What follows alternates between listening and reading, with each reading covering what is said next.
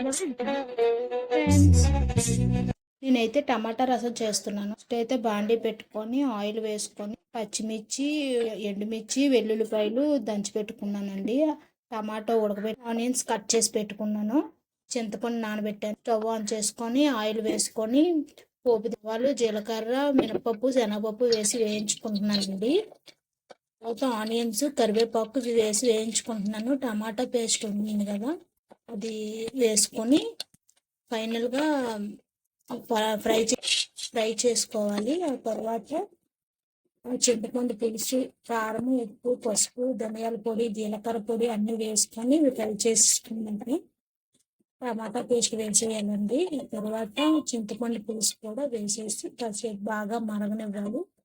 మరగనిచ్చిన తర్వాత కరివేపాకు కొంచెం వేసుకొని, కొత్తిమీర కొంచెం వేసుకొని ఫైనల్గా దించేయాలండి. ఈరోజు అయితే నేను బ్లౌజులు కట్ చేసి పెట్టుకుంటున్నాను. అది రొటీన్గా చెప్పేసాను కదా, బ్లౌజులు కట్ చేసి పెట్టుకుంటున్నానండి.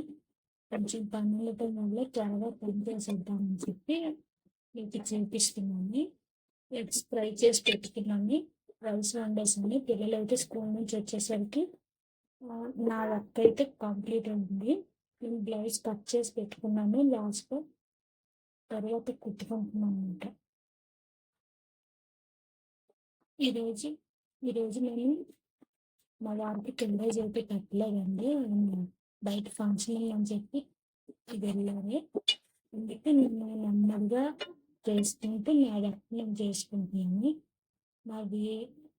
నా వీడియోస్ మీకు నచ్చినట్లయితే లైక్ చేసి, షేర్ చేసి, సబ్స్క్రైబ్ చేయండి. ప్లీజ్ నా ఛానల్ని సపోర్ట్ చేయండి. పిల్లలైతే స్కూల్ నుంచి వచ్చేసరికి అన్ని చేసి పెట్టేసాను. వాళ్ళైతే టీవీ చూస్తే బోర్డింగ్ అయితే చేసేసారండి. నా పని అయితే నేను చేసుకుంటున్నాను. ఈరోజు ఐస్ క్రీమ్స్ కూడా చేసానండి.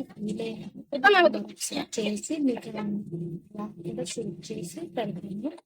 చూడండి, కొట్టండి, షేర్ చేయండి. టమాటా రసము టమాటా పులుసు వేసుకుంటున్నాను. చింతపండు పులుసు, టమాటా గ్రేవీ ఫస్ట్ బాయిల్ చేసేస్తాం కదా, చేసేసి మిక్సీ కొట్టిన తర్వాత ఇలా తాలింపు వేసుకోవాలి. మళ్ళీ ఫస్ట్గా చెప్పాను కదా, తాలింపు వేసుకొని కాసేపు మరగని వచ్చేసి కొంచెం బెల్లం అయితే లాస్ట్లో వేయండి.